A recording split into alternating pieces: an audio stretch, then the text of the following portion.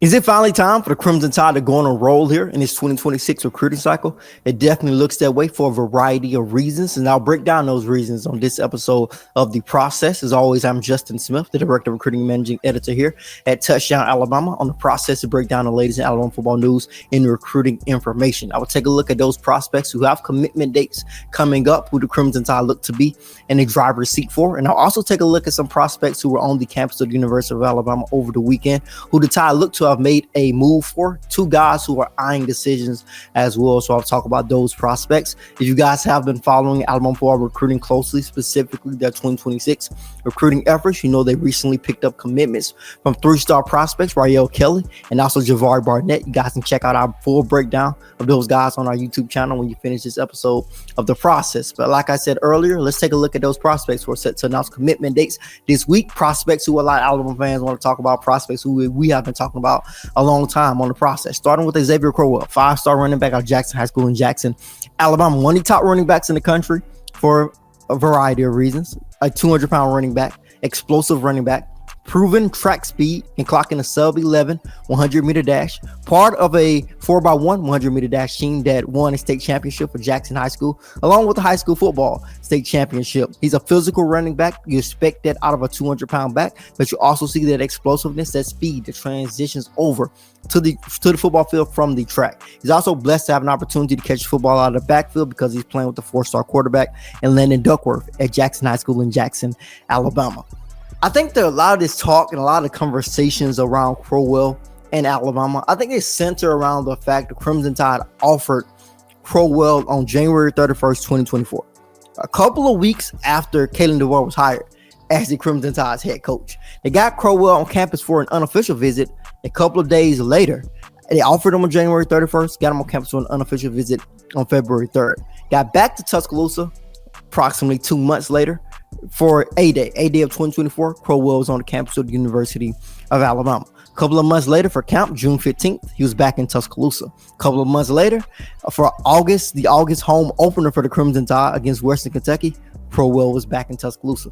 Return to Tuscaloosa for the Crimson Tide's annual rivalry against Auburn as well in the Iron Bowl. So at that point in time, Crowwell was not a 2026 recruit. He was a 2027 prospect. The Crimson Tide offered him in January 31st, 2024, when they were essentially trying to close out their 2025 class, trying to secure Ryan Williams. But during that whole fiasco, they saw this running back at Jackson High School and said, hey, we need to offer that kid to make sure we're in the running for that kid down the road, not knowing at that point in time that, hey, this guy was going to reclassify to the 2026 class. Hey, we need to make sure we're in the running for that guy. So when he immediately when he reclassified from the 2027 class to the 2026 class, in my opinion, I was thinking, the Crimson Tide have to be in the driver's seat here just based on how many times they offered him, just talking about all the good things he had to say about the Crimson Tide and all of those different factors that went into where he was possibly going to go. A lot of things pointed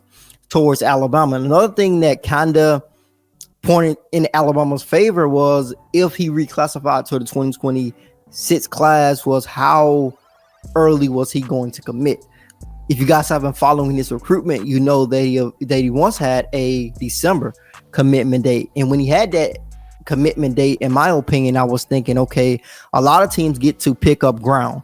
A lot of teams who have not had an opportunity to host them or continue to build a relationship like Alabama has had, they're going to have an opportunity to make up a lot of ground. Yes, Texas and Auburn was hosting him a lot during that time where he was taking those visits to Alabama, but nobody really was pacing the Crimson Tide in terms of how many times they were getting Crowwell on campus at that particular point in his recruitment. So when he had that December commitment date in, I was thinking, hey, those teams are going to get an opportunity to close the gap.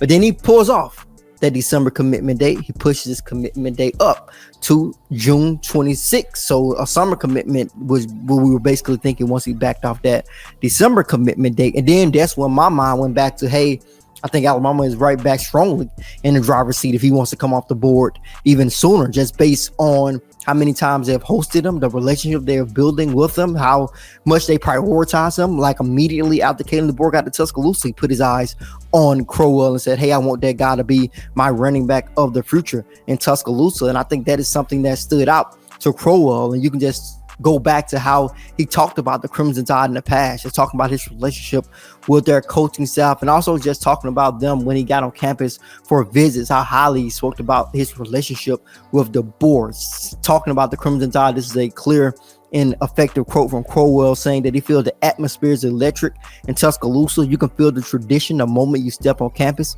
The fans, the facilities, the intensity from the coaching staff, everything just screams championship culture. Everyone there is about business, and you can tell why they have had so much success. Speaking about Kalen DeBoer, because this is a coach who Crowwell really seems to have a lot of respect for. He's got a clear vision for the program and the offense.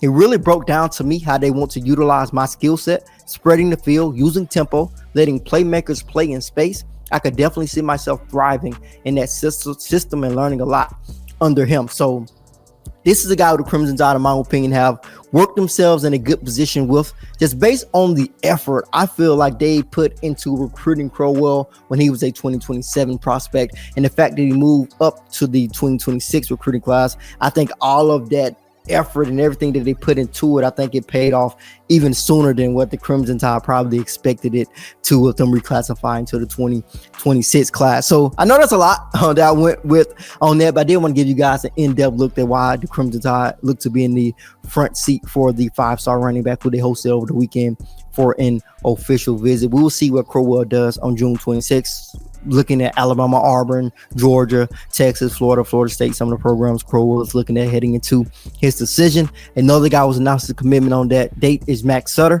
4-star tight end out of Illinois. He's a 6'6" athletic tight end. As you guys can see by watching his film, he's an athletic guy who can line up out wide. You're going to see him flex out wide quite a bit, but you can also see a play where he's going to have his hand in the ground, be attached to the line of scrimmage, be a physical blocker.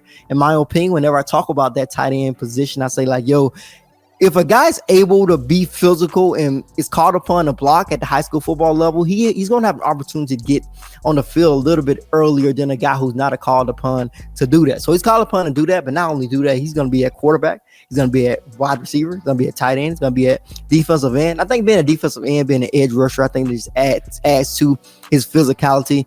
Just based on the guys that I've been able to evaluate since I've been doing this, specifically a tight end position, guys who play defensive end a little bit, they have a little bit more of an edge to them in terms of them being able to block. And I think that transition is typically a little bit easier for them. But Sutter will announce a commitment decision. Will choose between Alabama, Illinois, Ohio State, and Ole Miss. And I think the Crimson Tide are in a good position with Sutter, just going back to when they offered him in April of 2024. I got an opportunity to talk with Sutter after that offer and after that visit to Tuscaloosa. The first thing he said was, Alabama will always be special to me because they are one of the few schools to offer me in person. Now, also want to talk about that visit. They offered them in person because they got an opportunity to actually sit down with them and say, hey, this is how we plan to use the tight end position. We need tight ends like you. We need athletic, big tight ends who can flex out wide, who can be attached to the line of scrimmage, block at times, but we need you to be an effective receiving tight end because those are the type of tight ends we need on our roster at the moment. So going back to Sutter, he said this after the visit as well. It was an awesome time getting to speak with the entire Alabama coaching staff for a long time about how they use their tight ends. Also talked about his relationship with the Crimson Tide's current tight end coach, Brian Ellis, saying, I love talking to Coach Ellis and his thoughts on how he could fit into the program. So that visit really, although it was a long time ago, it kind of planted the seeds for the Crimson Tide here when it comes to Max Sutter. And this was before the Crimson Tide continued to build their relationship with him, before Brian Ellis got out to Illinois to visit Max Sutter at his home, before he got on campus for an official visit over the weekend. So in my opinion, I think all of those different factors, just how they have prioritized a plan for Sutter, I think that is why the Crimson Tide will continue to be in a great position with them, along with being in a great position with Xavier Griffin, 5-star linebacker out of Gainesville High School in Georgia. Although he lines up in Gainesville High School in Georgia, he's a native of Alabama, the Huntsville, Alabama area in particular. And he's a guy I'm going to go back to when the Crimson Tide offered him as well, and go back to what he had to say about that offer and about his experience with the Crimson Tide. I've always watched him growing up, and I've always been an Alabama fan, Griffin said. Seeing it through the Nick Saban era was really special. And I know all the talent that they produced through the years, I believe they will continue to do that. And this, of course, was after Nick Saban retired and Kalen DeBoer's coaching staff got to Tuscaloosa. And it also a little bit more about the offer, saying it feels amazing. I've always dreamed of it since I was little. You're going to hear that a lot of times from a lot of kids, specifically a lot of in-state kids. So specifically, he's kind of an in-state guy, although he's played in Gainesville now for a season or two. So when you take a look at that, of course, his recruitment continued to grow. He committed to USC. And once he committed to USC, the Crimson Tide did not back off. Alabama's outside linebacker coach Christian Robinson was persistent in recruiting Griffin, getting out to Gainesville High School, keep telling him like, yo, you are a priority, you are our top target. And it's mainly because of the scheme fit. The Crimson Tide like him at that wolf linebacker position. That position is called upon to rush the passer. You can call upon that position to drop back in coverage at times. You need those guys to be athletic and be able to play in space, be able to play sideline to sideline. Griffin is a perfect fit. Long, athletic type of guy, can bend the edge, can get after the passer, comfortable dropping back in coverage, can play sideline to sideline. A lot of people compare him to the Crimson Tide's former Crimson Tide linebacker Jahad Campbell. I think they have some similarities with terms of their skill set, although in terms of their frame, Jahad Campbell was a little bit more filled out at this point in his development than Xavier Griffin is at this point in his. Of course, the Crimson Tide got Xavier Griffin on campus for an official visit earlier this month, and this is what Griffin had to say about the Crimson Tide. Basically, really spoke highly about the Crimson Tide's brotherhood, about way that they made him felt on that official visit. And I'm going to read his quote. This kind of like was his biggest takeaway. I would say the brotherhood. The older guys and freshmen just took me in like I was already a part of the team. These guys not only getting recruited by multiple members of the current Crimson Tide roster, the current Crimson Tide coaching staff, but also by members of the current 2026 recruiting class for the Crimson Tide. Guys like Kamarion Johnson, who's a product of Muscle Shoals High School in Muscle Shoals, Alabama. Guys like Jamarian Matthews, who's teaming up with Xavier Griffin at Gainesville High School in Gainesville, Georgia, but he's also a guy who's from the North Alabama area because he's a native of Sparkman, native of Huntsville, Alabama, went to Sparkman High School. So transfer from Sparkman to Gainesville, talking about Jamarian Matthews. So Xavier Griffin, in my mind, is a guy who the Crimson Tide have prioritized for a very long time. And I think it's just a perfect fit for both of them, and I think Alabama remains in the driver's seat for that very reason. Texas is a team that a lot of people are starting to see if he could that possibly be a fit for Griffin as well. But I feel Alabama, right, at least at this point in time, they remain in a good position. This will be a huge miss if they can't get Griffin, specifically after he decommitted from USC, and the Crimson Tide immediately became a huge favorite for the 5-star. Another 5-star, the Crimson Tide have been recruiting for a very long time, is 5-star wide receiver Cindarian Morgan. Like a lot of these guys, we're going back to look back at what Morgan had to say when the Crimson Tide first offered him. Similar to a lot of these guys who got their Alabama offer when they were in-state prospects, guys who grew up watching the Crimson Tide dominate under Nick Saban, which if you are a prospect coming out today, specifically in-state, you probably do not remember a time where Nick Saban was not the head coach at the University of Alabama. So you're going to put Morgan right into that conversation. But when the Crimson Tide offered him, I think that was a significant moment in the 6'5" wide receivers recruitment because of what Kalen DeBoer told him. This is what DeBoer told him after the camp. He talked to me after the camp, and he was like, I'm one of the best wide receivers he's seen. For my class, he feels he can use me and build around me for the class of 2026. Speaking of Coach DeBoer early on, this is what Morgan had to say. He's a real good coach, real cool coach. He fits the playing style I like, swinging the ball around, taking shots, and he's really good at it.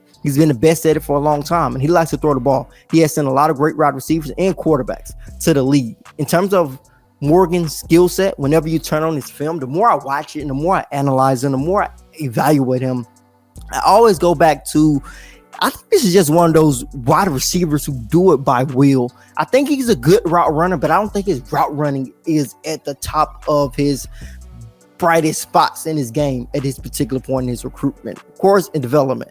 He's a 6'5" wide receiver, and he's a physical, big wide receiver. I think he's a true 220-pound wide receiver who is one of the more sure-handed wideouts I've had an opportunity to cover. We had an opportunity to see him practice at Benjamin Russell High School during the spring. He did not drop a single pass at that practice. He also stood out at the Under Armour Future 50 event. I got an opportunity to see him at a year or so ago. Also shine in 7on7 events. I've had an opportunity to see him at over the years with Benjamin Russell High School. He's been as consistent as they come in terms of being a sure-handed type of wide receiver for Benjamin Russell. But the Crimson Tide have continued to build their relationship with Morgan. Of course, he's one of their top targets here in his 2026 recruiting class. He's a guy who Alabama's wide receiver coach Jamarcus Shepard has had a big effect on, and who hasn't? Shepard has not had a big effect on in terms of recruiting at the wide receiver position. Any wide receiver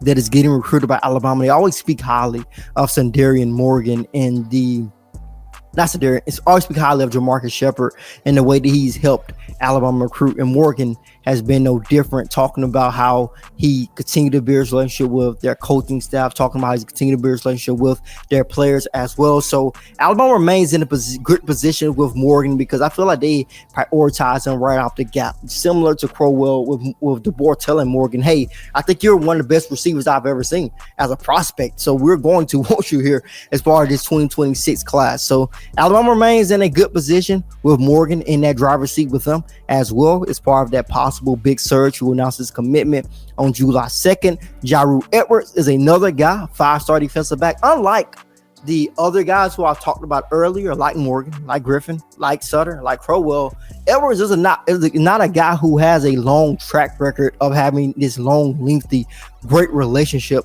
with Alabama's coaching staff. The Crimson Tide actually have made this subtle type of push for Edwards a little bit, and I think it's similar to every guy I talked about.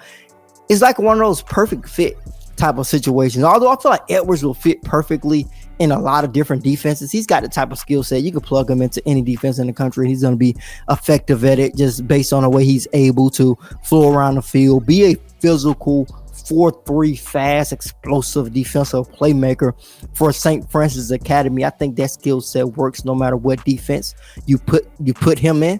But in particular, the Alabama defense, I've talked about this, I feel like now in multiple episodes of the process, the Husky position is just like tailor-made for Edwards for a lot of different reasons. Playing close to the line of scrimmage, getting an opportunity to play in the box, it seems at times, getting an opportunity to make tackles close to the line of scrimmage, be able to get after the quarterback. You can come on a blitz from that Husky position. You're going to play against those slot corners, so you can get an opportunity to show off that 4.3 40 speed and coverage, be long in coverage as well, because he is a 6'3", 5-star defensive back. So the Crimson Tide look to be in a good position with Edwards, who's eyeing a decision upcoming as well, along with Anthony Jones. Although a lot of these guys I talked about, Edwards, Morgan, Griffin, Sutter, Crowwell, those guys have kind of commitment dates coming up. Jones is going to probably wait until more so close to August, has a couple of things he wants to reevaluate and look back at, but he was in Tuscaloosa over the weekend, and this is what he had to say about the Crimson Tide and currently where they stand in his recruitment. After getting a chance to get back to Tuscaloosa, we got an opportunity to catch up with Jones and see like kind of like what he's thinking about the Crimson Tide. This is what he had to say. Alabama is definitely still a top school in my recruitment. My relationship with the coaching staff has definitely grown stronger. It was like at first they did not know me, but that has changed. It's like a brotherhood at Alabama. The coaches show that they care, and I know that they can develop talent. He got an opportunity to speak with Coach Saban as well. This Coach Nick Saban was in Tuscaloosa, an opportunity to spend time with Crowwell, an opportunity to spend time with Morgan as well. I think it was really special to get an opportunity to spend time with those in-state kids, because I think Nick Saban can really tell those guys that, hey, I know a lot of times we recruited nationwide because we were running the top programs, but the dynasty that I built in Tuscaloosa was built upon in-state guys, and you guys are in-state guys. So I think there was a nice touch for Kalen DeBoer and his staff. But this is what Jones had to say about spending time with Coach Saban. It was great speaking with Coach Saban. He provided me with great insight and knowledge and cracked a few jokes, seemed more relaxed without the weight of college football on his shoulders. So Jones, physical type of linebacker. He's an edge type of guy. I think he's going to be most likely play with his hand in the ground at the next level. The Crimson Tide like him at the wolf position, but he also could possibly play the bandit role. So he's most likely not going to be an off-the-ball linebacker, inside linebacker guy like a Deontay Lawson or Justin Jefferson. He's a guy who's going to be more so in that Quay Russo type of role. And if he continue, all depends on like how his frame continues to develop. He could be a guy who pushes more to the inside, possibly plays that bandit role. Alabama's had a conversation with him about that. I think Alabama continues to be in a good position with Jones. I think he's a guy who they want to close on here after having a good official visit. I think the other teams are still very alive in his recruitment as well, but we'll see how things work out with Jones. Zay Hall is another linebacker, in-state recruit who's in Tuscaloosa over the weekend. Had an opportunity to catch up with Hall. What really stood out to him about his official visit with the Crimson Tide was getting an opportunity to get to Tuscaloosa and learn more about Alabama's strength and conditioning program. He spoke highly about that, saying that he feels that their weight program basically detailed to him just all the different things, all different things that they do and how it transitions, how it translates over to the football field, and how available he could possibly be just based on the things that they have available to them as a strength and conditioning program. Also spoke highly about how the Crimson Tide like to use their linebackers. We said that they went in detail with them about that, and how, in terms of how they want to use him as an inside linebacker as opposed to a guy like Anthony Jones. They do want to use Hall, a 6'3", 220-pound guy going a 4.5 40 who can play sideline to sideline. They do want to use him as an inside linebacker, but he actually wants to announce a commitment decision soon. He's going to announce a commitment decision. He told me later this week or possibly next week. He's a 3-star recruit on most recruiting sites. That is subject to change, like a lot of these 3-star prospects on multiple recruiting sites who the Crimson Tide have a commitment from. At the moment, he's going to be down to Alabama and Virginia Tech. I think the Crimson Tide have made a strong surge for Hall, for the Hillcrest Tuscaloosa product. He's a home, not just a home state kid, a hometown kid. So I think the Crimson Tide should get a commitment. I'm most likely in the best position to get a commitment from Hall whenever he announces a decision. But those are the updates I want to provide you guys in this episode of The Process. As always, I'm Justin Smith, Director of Recruiting and Managing Editor here at Touchdown Alabama.